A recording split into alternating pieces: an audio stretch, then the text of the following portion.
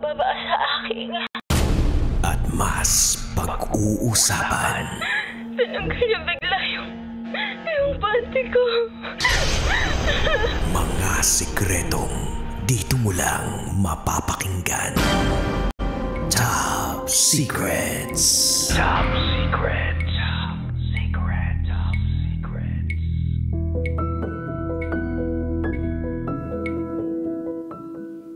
Hi Kabisyo, it's me DJ Rocketer and welcome to the program Top Secrets. Kung saan pwede kang makapagbahagi ng iyong pinakatatagong sikreto. At itong programang hindi ka huhusgahan bagkos ikaw ay pakikinggan. At meron na nga po tayong caller on the line. Hello, magandang gabi sa'yo. Hello po, magandang gabi po. Magandang gabi. Pwedeng malaman ko anong pangalan nila? JC po. JC. Ilan taong ka na? 27 po. Uy, 27 years old. Ganyan lang din yung edad ko eh. 4 years ago. JC! Saang lupalop ka galing? From mainland of Cagayan. Ay, bongga naman nun. Mainland of Cagayan. Binabagyo ba dyan ngayon? Yes po, medyo malakas po yung ulan. Medyo malakas ang ulan. Pero malakas ka rin bang kumain? Yes po. May pinakbit ba kayo dyan? Meron po pinakdan po yung upo. Yung tawag sa Ilocano is tabungaw. Oh, yung nilalagyan actually, ng alubebe o ng bagoong. Yes po. Tama ba? Yun yung upo na nilalagyan ng bagoong? Yes po, yun yung paborito ng mga Ilocano. Wan manong. Gusto ko din yun. Sige na, JC. Hindi na ako magpapatumpik pa ha. JC, 27 years old from the mainland of Cagayan. Ano ang top secret mo? Okay. Wait lang po, kinakabahan ako. Sige po. Ganito po kasi, may nangyari sa amin ng kapitbahay ko. May nangyari sa inyo ng kapitbahay mo. Ito bang kapitbahay mo? May asawa? May partner? May kinakasama? Actually, meron po eh. Meron. Ikaw ba? Meron ka rin kinakasama? O jowa? O partner? Bali, single po ako. Pero yung babae may asawa po. Yung babae na nakaanuhan mo, merong asawa. Yes po. May anak ba sila? Meron po 4. 4. Okay, sige. So, kapitbahay mo siya. Sige nga, paano nangyari na biglang may nangyari sa inyo ng kapitbahay mo? Ito kasi yun, may pasugalan kasi sa kapitbahay nila. Yung kaibigan ko naman, parang nireto sa akin na maganda daw, mabait daw siya, ganun. Ako naman si Tanga, umuo naman ako. Ayun. So, mga after 1 week, nag-invite yung babae sa bahay nila. And then, doon ako kumain. Doon na din ako natulog. And then, may mga pangyayaring hindi ko inaasahan. Yun, to the point, no? Grabe. Nangyayari talaga yun. Nagpaulit-ulit. Wait lang hindi pa nga ako nakarecover dun sa sinabi mo na may pasugalan. Okay, so may pasugalan. Tapos yung kaibigan mo, sinabihan ka na dun sa pasugalan, merong babae. Tama ba yung pagkakaintindi ko? Yes po. Doon kasi yung laging location ng babae ko. Okay, so dun sa lugar na yun, kung saan may pasugalan, meron ding tulugan dun. Bali, katabi po ng bahay nila yung pasugalan. Okay. Pero yung babae na kapitbahay mukha mo, dun ba nagtatrabaho sa pasugalan o napapadaan lang dun? Tambayan lang ganun. Tambayan lang. So meaning, nung nagpunta ka sa pasugalan, doon mo nakilala yung babae. Tas nagkayayaan na. Yes po. Na-in love ka ba dun sa babae or parang natipuhan mo lang siya? Maganda ba siya? Sexy ba siya? Maganda, malaki ang buhok, sexy, maputi, ganun. Maganda po. Buhok ba talaga yung malaki? Ano po? Buhok. Sabi mo malaki yung buhok. Yeah, malaki po talaga yung buhok. Tapos Mahaba maputi. yung buhok. Opo. Malaki ba? Oo, sobrang laki. Sobrang laki! Hindi ko na to malaki talaga yung boobs as in, hindi normal yung boobs. Parang So meaning hindi lang siya Cup C, parang World Cup, ganon? yeah, Capsi. Yung sinabi niya sa akin Capsi. Okay. So wait lang. Paano kayo napunta sa usapan na, o sige, punta tayo sa bahay namin?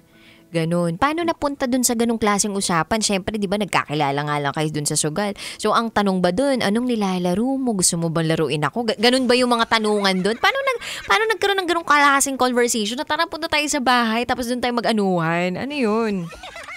Kasi sinabi sa akin, nag-usap na kami ng babae nun. Kaya pala pinapapunta ko sa pasugalan ng kaibigan ko kasi yung girl, nag-usap sila sa kaibigan ko na papuntahin ako dun. So minamanmanan ka na nung kapitbahay mo na yun? Mm-mm. Parang yung way ng girl is yung kaibigan kong babae din na sinasabi yung kaibigan babae sa akin na, ay, punta ka sa pasugalan, punta ka dun, magtambay tayo, ganun.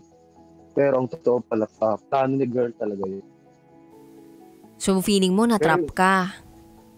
Oo, pero umamin naman yung girl na siya talaga yung gumagawa ng way para mapunta sa ganung pangyayari, ganun ba? Type ka niya, ganon. Yes po. Buti wala yung Hindi asawa naman niya dun sa sila- bahay. Hindi naman, Yung asawa niya wala sa bahay nila? wala po kasi puro away-away kasi kaya hindi doon namamalagi yung lalaki. Pumupunta sa bahay nila. So hindi umuuwi madalas yung lalaki doon sa bahay nila ng pamilya niya? Yes po, mga bali umuwi after 1 month, ganun umuwi yung lalaki. Pag-aaway na naman sila, then aalis naman yung lalaki. Ganun. Pero technically hindi pa sila hiwalay? Noon, Okay. So JC, sinasabi mo na inakit ka nitong babae, nahulog ka dun sa patibong niya, na akitin ka, tapos nagpaakit ka naman hanggang sa napadpad kayo dun sa bahay nila, tas may nangyari sa inyo. yes po. Tas pagkatapos nung may pangyayari na yun, syempre umuwi ka ba ng bahay ninyo? Bali, doon ako natulog. Doon ka na wow, ang tindi ha. Hindi ka ba nakita ng mga anak niya? Nakita naman pero yung mga anak nila kasi hindi pa nagsasalita. Pero yung mother niya, nakita niya, go with the flow naman. Parang okay lang naman sa kanya. Parang okay lang sa nanay niya, pero yung mga anak nila, nung asawa niya, wala pa namang kamuwang-muwang, ganun ba? Yes po. 4 na anak yun. May kambal ba siyang anak dun? Normally, ano yun, yearly siya nanganganak, ganun ba? 1, 2, 3, 4? Actually, sa ngayon, parang akin yung isa eh. Ano? Diba? Yung isa sa anak niya sa'yo? Yes po, yun ang problema ko ngayon. Parang alam na ng mga kapitbahay ko, napapansin nila lang bakit kamukha ko daw, bakit hindi siya kamukha ng tatay niya, bakit ako daw.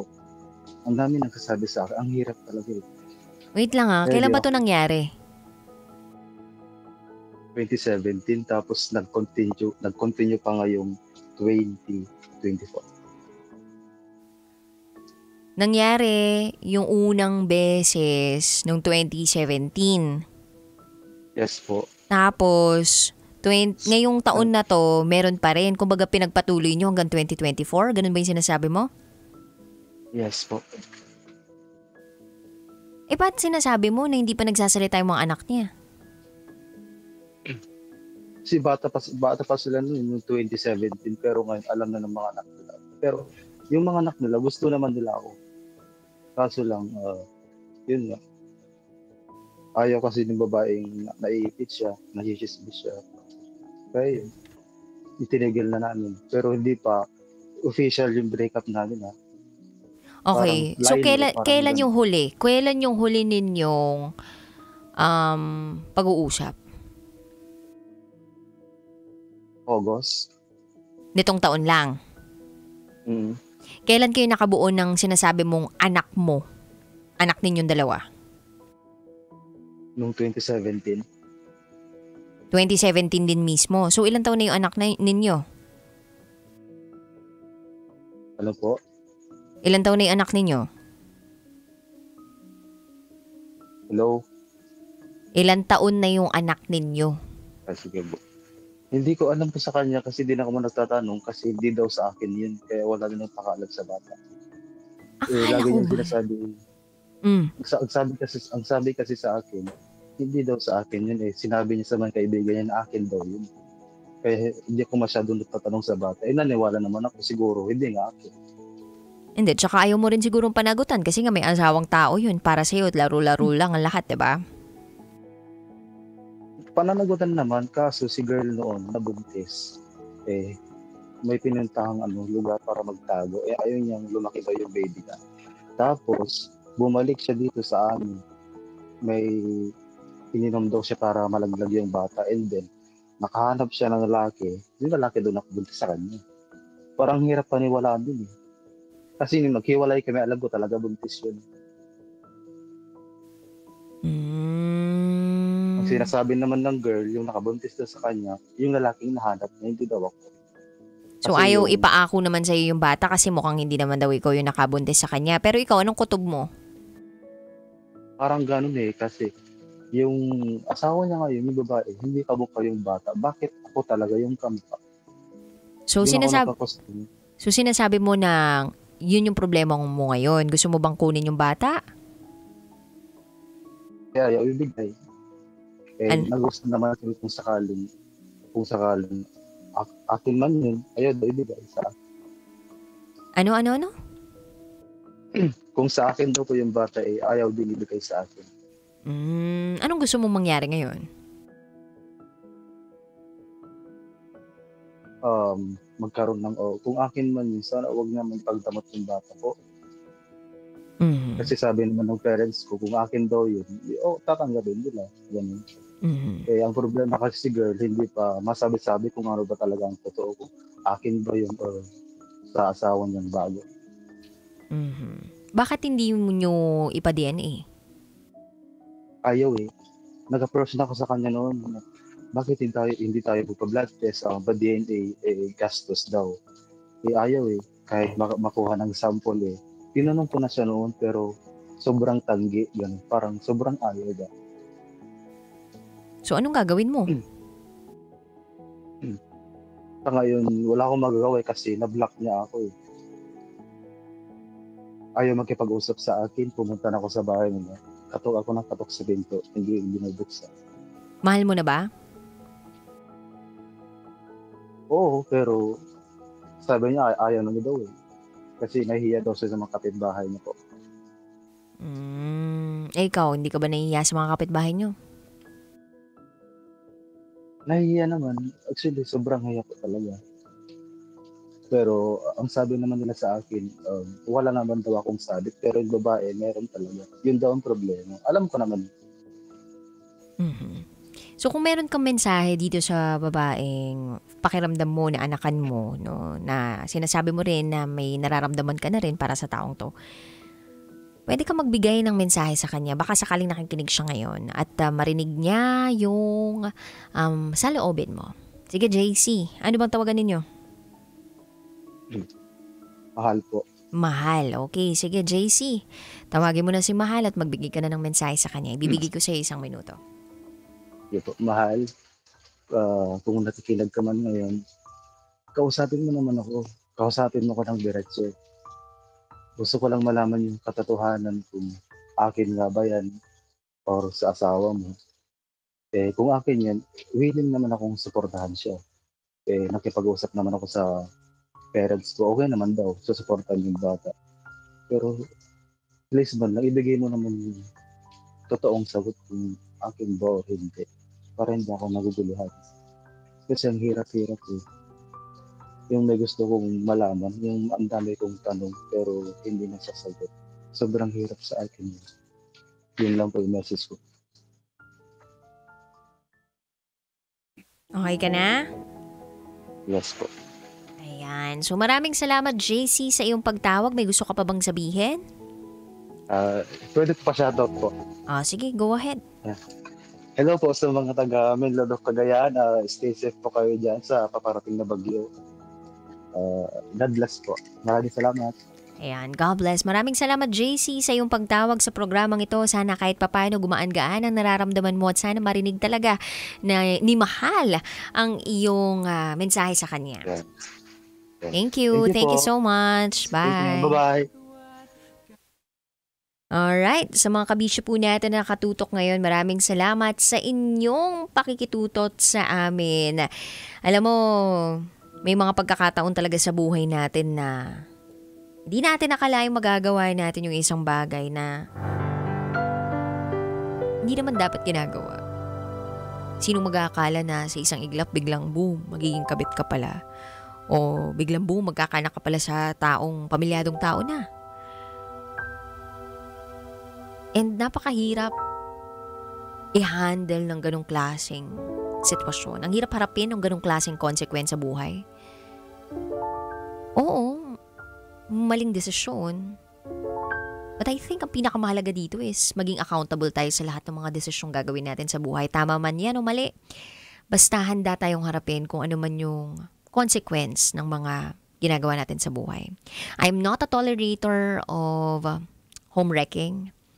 Hindi po ako tolerator ng mga cheaters and home wreckers. Hanggat maaari, hindi natin yan tinotolerate sa show na ito. No? We want them also to realize that they made a mistake. But you have to own your mistake and you learn from it. And I think, yun naman talagang dapat nating i-navigate dito sa buhay na ito eh. Yung kung magkakamali man tayo, harapin natin yung consequence ng pagkakamali natin. At dapat natin ma-realize na kaya minsan sa buhay nahihirapan tayo ay yun na dahil sa mga maling desisyon natin ginagawa sa buhay. Sabi nga, good decision, right decision is equal to good and right situation. But if you decide na alam mo namang mali, then you will end up being in a miserable situation. So kailangan mo lang mamili dun sa dalawa. Piliin mo ang tama kahit mahirap. Pero in the long run, you will have a peaceful and a better life. Or, piliin mo na ngayon yung sarap, ngayon yung mali. Pero in the long run, you'll live a miserable life. Or maybe, you'll end up having a life full of regrets. Choose wisely. At kabisyo, nakapiling po ninyo ang inyong Basa Princess DJ Raketera. Maraming salamat sa inyong pagtutok. Bukas ulit magsama-sama tayo alas 9 ng gabi hanggang hating gabi. Dito lang yan sa stasyong number 1, 90.7 Love Radio. Kailangan pa bang i-memorize yan? Basic. This is Top Secrets. Kailangan pa bang i-memorize yan? Love Radio. Basic!